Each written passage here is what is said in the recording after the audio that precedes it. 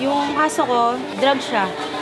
Naisip ko na sayang pala yung buhay na na-stay ka dito. Kaya pag laya ako sa lugar na to, doon muna ako sa family ko kasi matagal ko silang iniwan.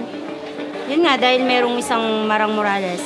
Every year, groceries, yung kumot, tsaka yung unan, yung ham. Yun yung pinaka gustong-gusto ng lahat dito eh. Pag nakakasama namin siya nag-share dito, parang siya yung nagpapasaya sa mga puso namin dahil para sa akin yung merong isang Marang na yung uma-appreciate sa mga taong nandito.